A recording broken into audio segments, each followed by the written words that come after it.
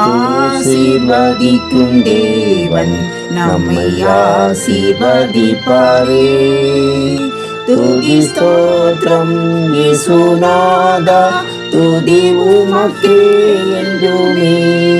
இன்று ஒரு வசனம்.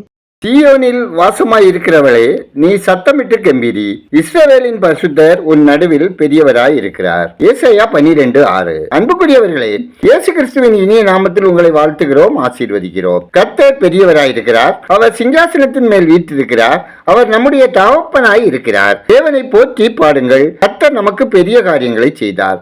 எல்லா தேவர்களை பார்க்கலும் நம் தேவன் பெரியவர்.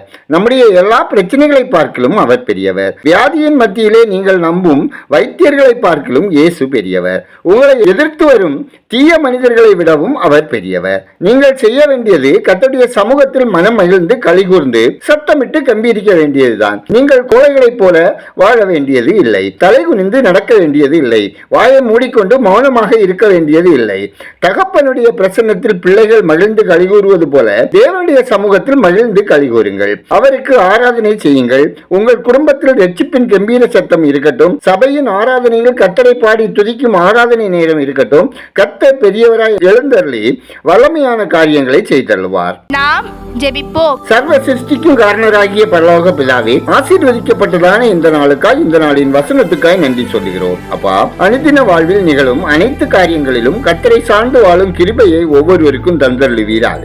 உலகத்தில் இருப்பவனிலும் எங்களில் இருப்பவர் பெரியவர் என்ற நிச்சயத்தோடு உம்மை துதித்து மகிமைப்படுத்தி நன்றி உள்ளவர்களாக வாழ ஒவ்வொருவரையும் வழி நடத்துங்க. ஆண்டவரே, ஒவ்வொரு குடும்பத்திலும் தனிநபர் வாழ்விலும் தேவ சமாதான நிறைவாய் பெருகவும் பரிசுத்தாவியானவரின் ஆளுகை வேண்டுமாயும் பெற்றோர்கள் பிள்ளைகளுக்கு முன்மாதிரியாக வாழவும் முதியோரை கனம் பண்ணி தேவ அன்போடு பராமரிக்கவும் கிருபை தாங்க. குடும்பங்களில் சண்டை, கோபம், எரிச்சல், மேட்டிமை, அகந்தை மற்றும் பிரிவினையின் ஆவிகளின் கிரியைகள் துரத்தப்படவும், பிரிந்தவர்கள் இணைந்து வாழவும், கையின் பிரயாசங்கள் ஆசீர்வதிக்கப்படவும், கடன் சுமைகள் தீரவும், பொருளாதாரம் சீரடையவும், வேலை, தொழில், வியாபாரம், விவசாயம் மேன்மையடையவும், கர்த்தருக்குள் மகிழ்ந்து கலிகூறவும், விடுதிகளில் தங்கி படிக்கும் பிள்ளைகள் உலக இச்சைகளுக்கும் தீய பழக்கங்களுக்கும் விலக்கி காக்கப்படவும், கர்த்தருடைய வாயினின்று வரும் அறிவும் புத்தியும் தந்து ஆசீர்வதிக்க வேண்டுமாயும் ஜெபிக்கிறோம். இந்த நாளில் பிறந்த நாளை காணும், திருமண நாளை காணும் ஒவ்வொருவரையும் ஆசீர்வதிங்க. பயணம் செய்யும் ஒவ்வொருவருக்கும் தூதர்களின் காவல் தாங்க. வாகனம் ஓட்டுகிறவர்கள் விபத்தின்றி கவனமாய் வாகனம் ஓட்ட ஞானம் தாங்க.